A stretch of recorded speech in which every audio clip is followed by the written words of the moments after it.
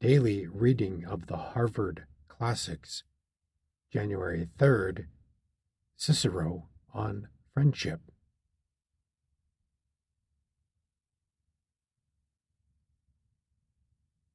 Six.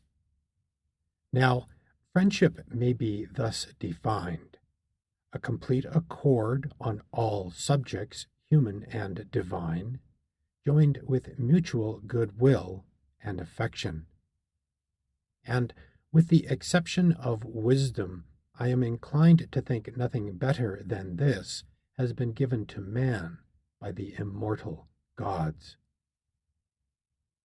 There are people who give the palm to riches, or to good health, or to power and office, many even to sensual pleasures.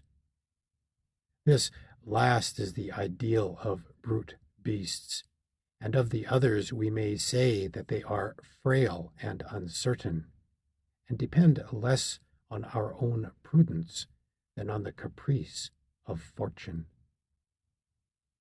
Then there are those who find the chief good in virtue. Well, that is a noble doctrine, but the very virtue they talk of is the parent and preserver of friendship, and without it, friendship cannot possibly exist. Let us, I repeat, use the word virtue in the ordinary acceptation and meaning of the term, and do not let us define it in high-flown language. Let us account as good the persons usually considered so, such as Paulus, Cato, Gallus, Scipio, and Phyllis. Such men as these are good enough for everyday life, and we need not trouble ourselves about those ideal characters which are nowhere to be met with. Well, between men like these, the advantages of friendship are almost more than I can say. To begin with, how can life be worth living, to use the words of Ennius, which lacks that repose which is to be found in the mutual good-will of a friend? What can be more delightful than to have someone to whom you can say everything with the same absolute confidence as to yourself? Is not prosperity robbed of half its value if you have no one to share your joy? On the other hand, misfortunes would be hard to bear if there were not someone to feel them even more acutely than yourself. In a word, other objects of ambition serve for particular ends: riches for use, power for securing homage, office for reputation, pleasure for enjoyment, health for freedom from pain and the full use of the functions of the body. But friendship embraces innumerable advantages. Turn which way you please, you will find it at hand. It is everywhere, and yet never out of place, never unwelcome. Fire and water themselves, to use a common expression, are not of more universal use than friendship. I am not now speaking of the common or modified form of it, though even that is a source of pleasure and profit, but of that true and complete friendship which existed between the select few who are known to fame. Such friendship enhances prosperity and relieves adversity of its burden by having and sharing it. 7. And great and numerous as are the blessings of friendship, this certainly is the sovereign one, that it gives us bright hopes for the future and forbids weakness and despair. In the face of a true friend, a man sees as it were a second self, so that where his friend is, he is. If his friend be rich, he is not poor. Though he be weak, his friend's strength is his. And in his friend's life he enjoys a second life after his own is finished. This last is perhaps the most difficult to conceive, but such is the effect of the respect, the loving remembrance, and the regret of friends which follow us to the grave. While they take the sting out of death, they add a glory to the life of the survivors. Nay, if you eliminate from nature the tie of affection, there will be an end of house and city, nor will so much as the cultivation of the soil be left. If you don't see the virtue of friendship and harmony, you may learn it by observing the effects of quarrels and feuds. Was any family ever so well established, any state so firmly settled as to be beyond the reach of utter destruction from animosities and factions? This may teach you the immense advantage of friendship. They say that a certain philosopher, Agrigentum, in a Greek poem, pronounced with the authority of an oracle the doctrine that whatever in nature and the universe was unchangeable was so in virtue of the binding force of friendship. Whatever was changeable was so by the solvent power of discord. And indeed, this is a truth which everybody understands and practically attests by experience. For if any marked instance of loyal friendship in confronting or sharing danger comes to light, everyone applauds it to the echo. What cheers there were, for instance, all over the theater at a passage in the new play of my friend and guest Vesuvius, where, the king not knowing which of the two was Orestes, Pylades declared himself to be Orestes, that he might die in his stead, while the real Orestes kept on asserting that it was he. The audience rose en masse and clapped their hands. And this was at an incident in fiction. What would they have done, we must suppose, if it had been in real life?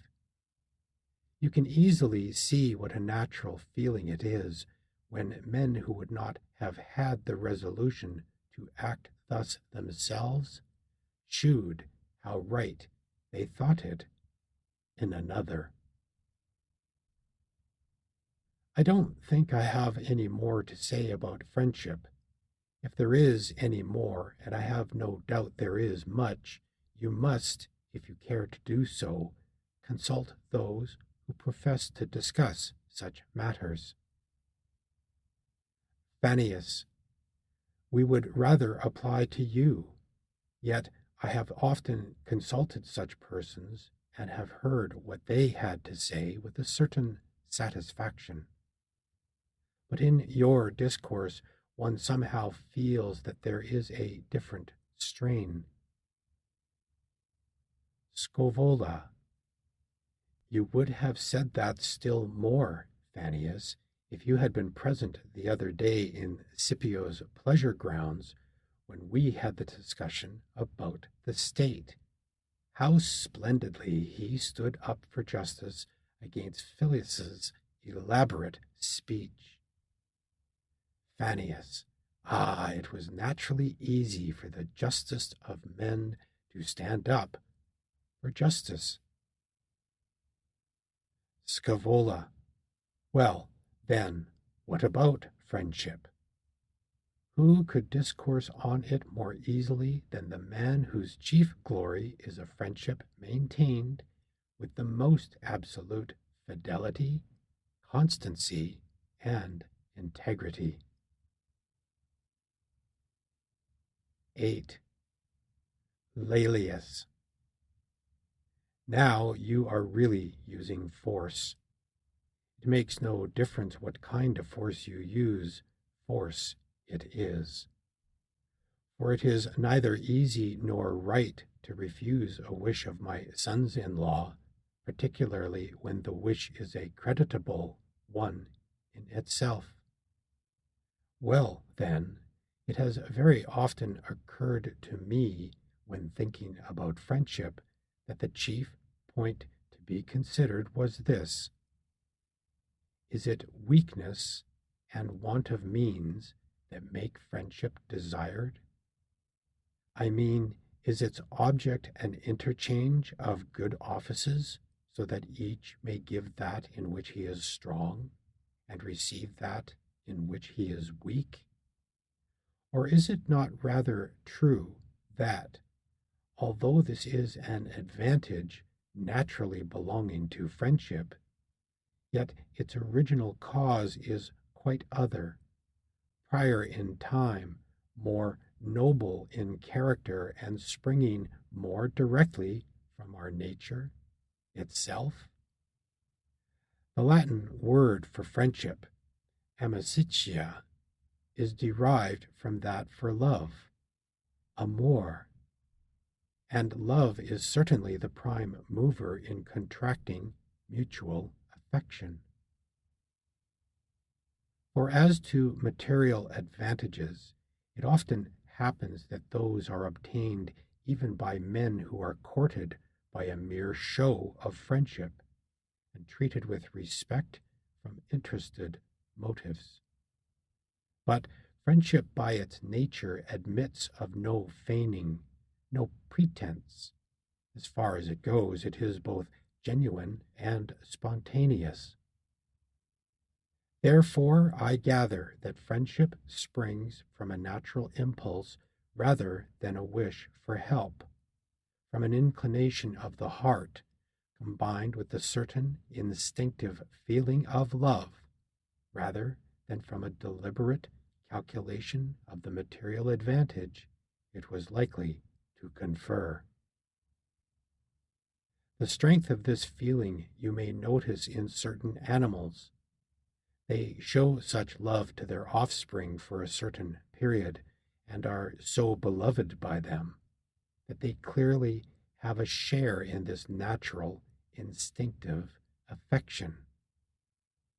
But of course it is more evident in the case of man. First, in the natural affection between children and their parents, an affection which only shocking wickedness can sunder. And next, when the passion of love has attained to a like strength, on our finding, that is, some one person with whose character and nature we are in full sympathy, because we think that we perceive in him what I may call the beacon light of virtue. For nothing inspires love, nothing conciliates affection like virtue.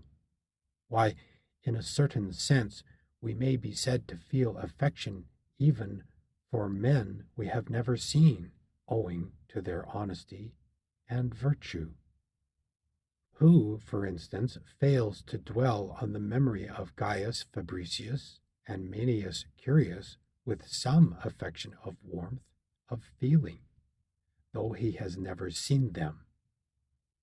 Or who but loathes Tarquinius Superbus, Spurius Cassius, Spurius Malleus?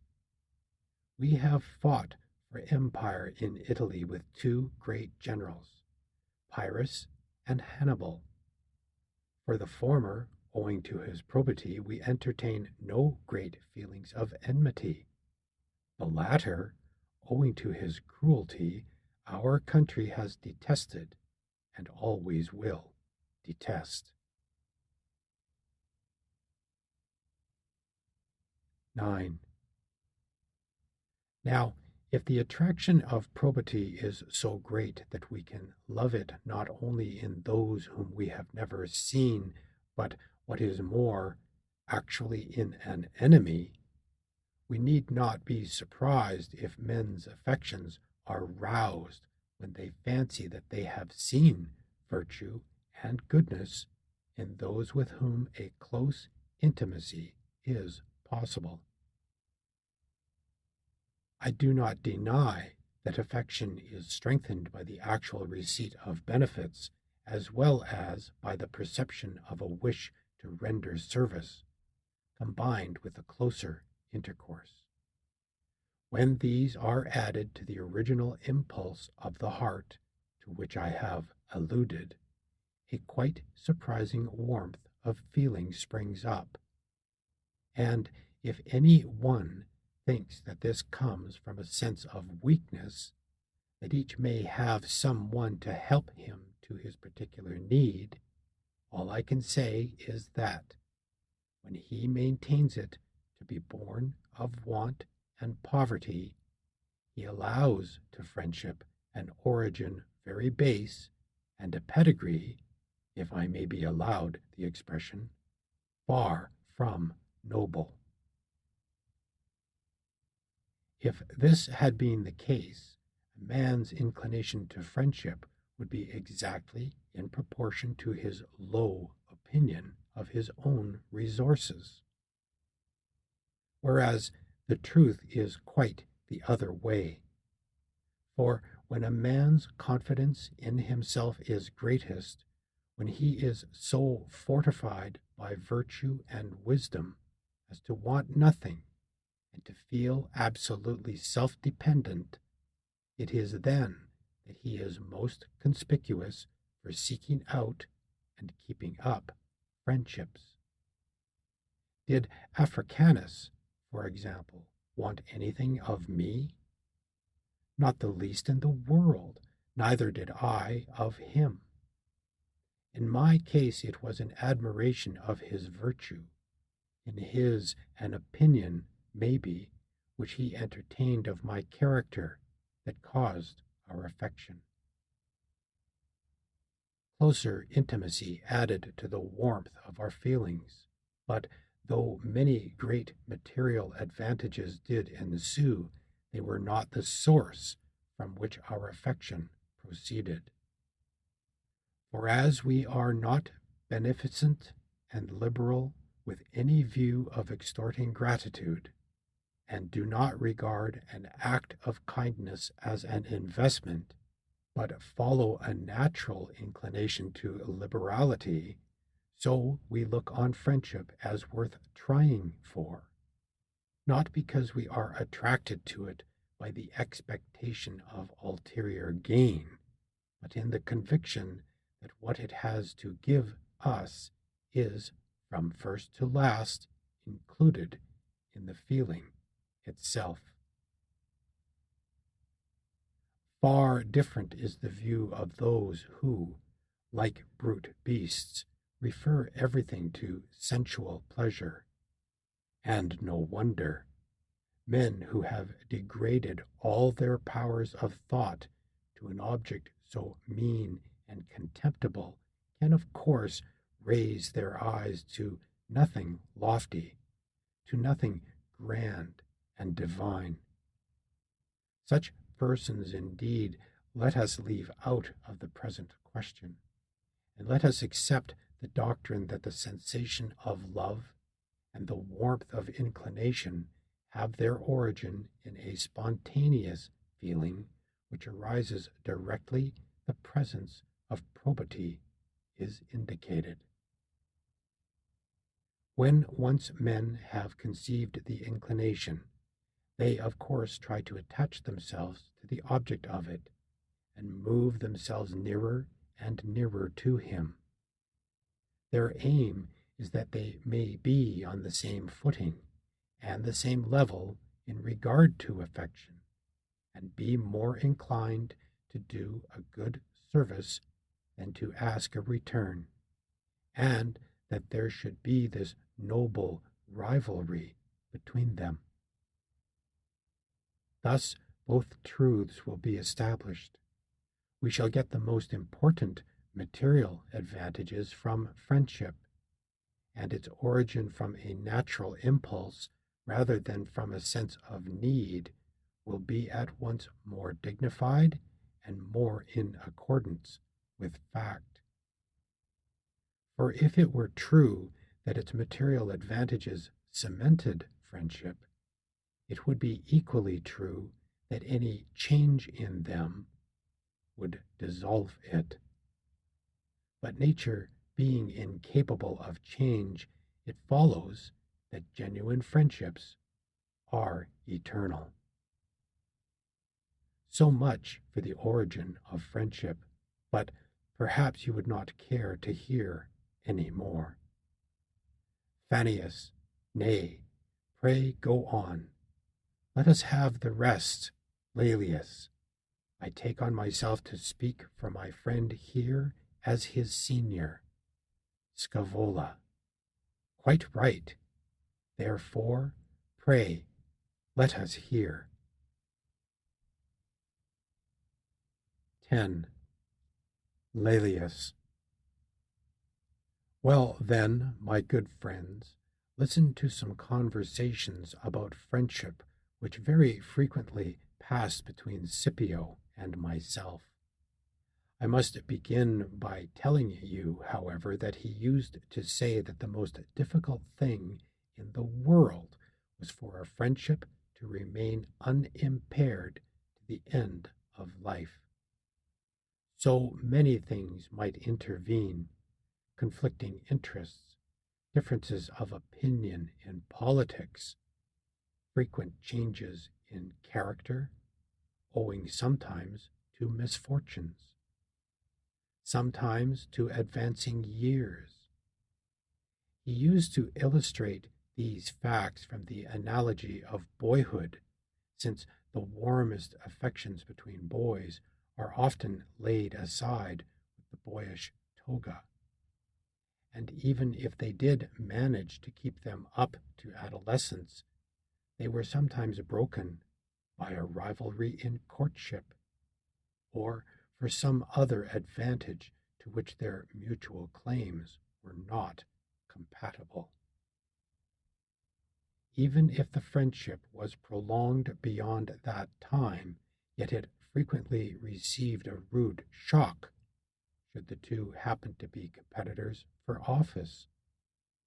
For while the most fatal blow to friendship in the majority of cases was the lust of gold, in the case of the best men, it was a rivalry for office and reputation, by which it had often happened that the most violent enmity had arisen between the closest friends. Again, wide breaches, and for the most part justifiable ones, were caused by an immoral request being made of friends, to pander to a man's unholy desires or to assist him in inflicting a wrong. A refusal, though perfectly right, is attacked by those to whom they refuse compliance as a violation of the laws of friendship. Now the people who have no scruples as to the requests they make to their friends thereby allow that they are ready to have no scruples as to what they will do for their friends. And it is the recriminations of such people which commonly not only quench friendships, but give rise to lasting enmities. In fact, he used to say, these fatalities overhang friendship in such numbers that it requires not only wisdom, but good luck to escape them all. 11. With these premises, then, let us first, if you please, examine the question, how far ought personal feeling to go in friendship? For instance, suppose Coriolanus to have had friends, ought they to have joined him in invading his country? Again, in the case of Vesalinius or Spurius Malus, ought their friends to have assisted them in their attempt to establish a tyranny? Take two instances of either line of conduct. When Tiberius Gracchus attempted his revolutionary measures, he was deserted, as we saw, by Quintus Tubero and the friends of his own standing. On the other hand, a friend of your own family, Scaevola, Gaius Blasius of Cumae, took a different course. I was acting as assessor to the consuls Laenus and Rupilius to try the conspirators, and Blasius pleaded for my pardon on the ground that his regard for Tiberius Gracchus had been so high that he looked upon his wishes as law. Even if he had wished you to set fire to the Capitol, said I. That is a thing, he replied, that he never would have wished. Ah, but if he had wished it, said I would have obeyed. The wickedness of such a speech needs no comment, and in point of fact he was as good and better than his word, for he did not wait for orders in the audacious proceedings of Tiberius Gracchus, but was the head and front of them, and was a leader rather than an abettor of his madness. The result of his infatuation was that he fled to Asia, terrified by the special commission appointed to try him, joined the enemies of his country, and paid a penalty to the Republic as heavy as it was deserved. I conclude, then, that the plea of having acted in the interests of a friend is not a valid excuse for a wrong action. For, seeing that a belief in a man's virtue is the original cause of friendship, friendship can hardly remain if virtue be abandoned. But if we decide it to be right to grant our friends whatever they wish, and to ask them for whatever we wish, perfect wisdom must be assumed on both sides if no mischief is to happen. But we cannot assume this perfect wisdom, for we are speaking only of such friends as we are ordinarily to be met with, whether we have actually seen them or have been told about them. Men, that is to say, of everyday life. I must quote some examples of such persons, taking care to select such as approach nearest to our standard of wisdom. We read, for instance, that Papus Aemilius was a close friend of Gaius Lucinus. History tells us that they were twice consuls together and colleagues in the censorship. Again, it is on record that Manius Curius and Tiberius Cornicanius were on the most intimate terms with them and with each other. Now, we cannot even suspect that any one of these men ever asked of his friend anything that militated against his honor or his oath or in the interests of the Republic. In the case of such men as these, there is no point in saying that one of them would not have obtained such a request if he had made it. For they were men of the most scrupulous piety, and the making of such a request would involve a breach of religious obligation no less than the granting it. However, it is quite true that Gaius Carbo and Gaius Cato did follow Tiberius Gracchus, and though his brother Gaius Gracchus did not do so at the time, he is now the most eager of them all. 12. We may then lay down this rule of friendship, neither ask nor consent to do what is wrong. For the plea for friendship's sake is a discreditable one, and not to be admitted for a moment. This rule holds good for all wrongdoing, but more especially in such as involves disloyalty to the Republic. For things have come to such a point with us, my dear Fannius and Scaevola, that we are bound to look somewhat far ahead to what is likely to happen to the Republic. The Constitution, as known to our ancestors, has already swerved somewhat from the regular course and the lines marked out for it. Tiberius Gracchus made an attempt to obtain the power of a king, or, I might rather say, enjoyed that power for a few months. Had the Roman people ever heard or seen the like before? What the friends and connections that followed him even after his death have succeeded in doing, in the case of Publius Scipio, I cannot describe without tears. As for Carbo, thanks to the punishment recently inflicted on Tiberius Gracchus, we have by hook or by crook managed to hold out against his attacks. But what to expect of the tribuneship of Gaius Gracchus I do not like to forecast. One thing leads to another, and once set going, the downward course proceeds with ever-increasing velocity. There is the case of the ballot. What a blow was inflicted first by the Lex Gabinia, and 2 years afterwards by the Lex Cassia. I seem already to see the people estranged from the Senate, and the most important affairs at the mercy of the multitude.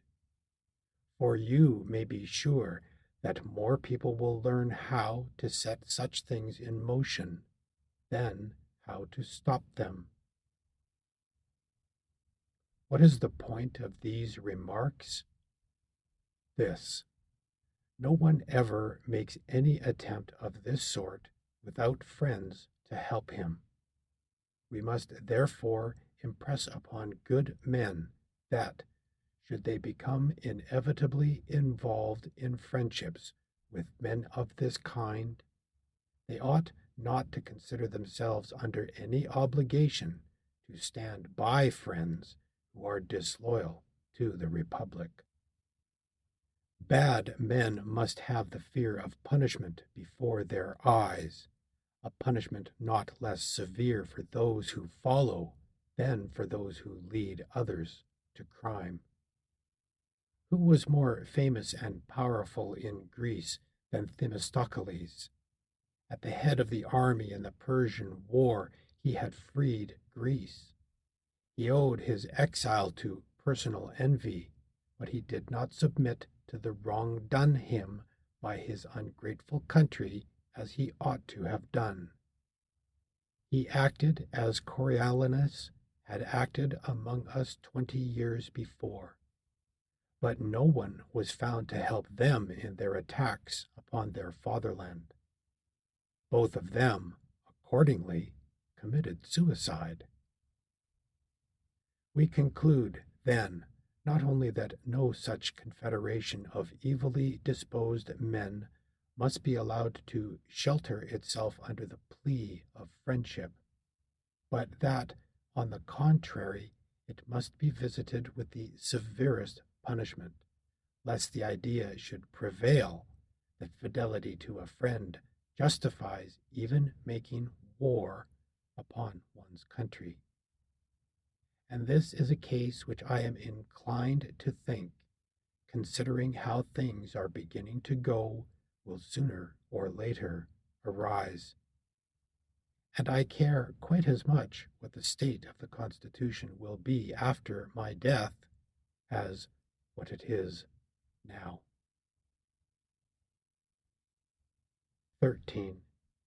Let this, then, be laid down as the first law of friendship, that we should ask from friends and do for friends only what is good.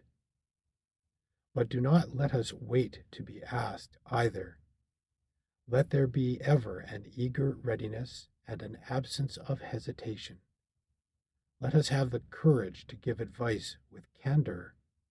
In friendship, let the influence of friends who give good advice be paramount, and let this influence be used to enforce advice, not only in plain spoken terms, but sometimes, if the case demands it, with sharpness, and when so used, let it be obeyed. I give you these rules because I believe that some wonderful opinions are entertained by certain persons who have, I am told, a reputation for wisdom in Greece. There is nothing in the world, by the way, beyond the reach of their sophistry. Well, some of them teach that we should avoid very close friendships for fear that one man should have to endure the anxieties of several.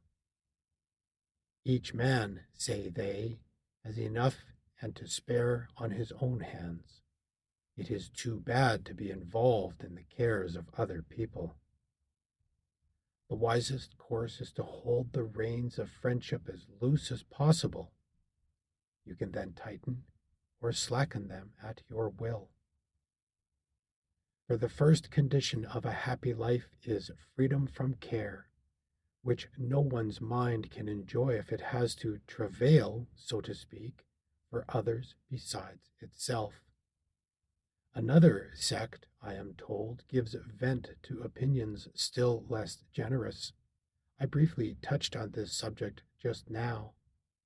They affirm that friendships should be sought solely for the sake of the assistance they give, and not at all from motives of feeling and affection, and that therefore, just in proportion as a man's power and means of support are lowest, he is most eager to gain friendships. Thence it comes that weak women seek the support of friendship more than men, the poor more than the rich, the unfortunate rather than those esteemed prosperous. What noble philosophy! You might just as well take the sun out of the sky as friendship from life, for the immortal gods have given us nothing better or more delightful. But let us examine the two doctrines. What is the value of this freedom from care? It is very tempting at first sight, but in practice it has in many cases to be put on one side. For there is no business and no course of action demanded from us by our honor which you can consistently decline or lay aside when begun, from a mere wish to escape from anxiety. Nay, if we wish to avoid anxiety, we must avoid virtue itself, which necessarily involves some anxious thoughts in showing its loathing and abhorrence for the qualities which are opposite to itself, as kindness for ill nature, self-control for licentiousness, courage for cowardice. Thus you may notice that it is the just who are most pained at injustice, the brave at cowardly actions, the temperate at depravity. It is then characteristic of a rightly ordered mind to be pleased at what is good and grieved at the reverse. seeing then that the wise are not exempt from the heartache, which must be the case unless we suppose all human nature rooted out of their hearts. Why should we banish friendship from our lives for fear of being involved by it in some amount of distress?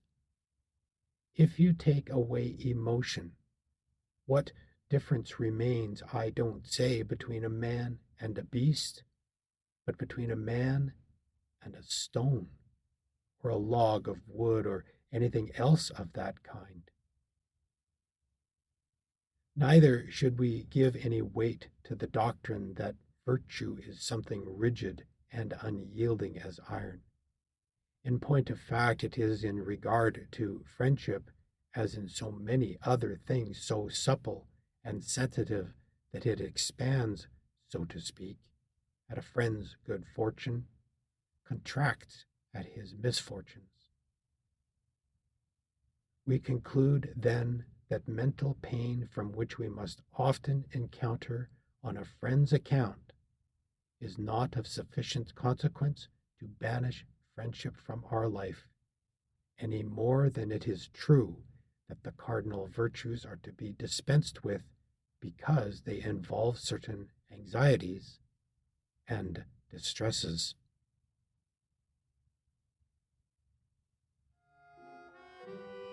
End of daily reading of the Harvard Classics, January 3rd, Cicero on Friendship.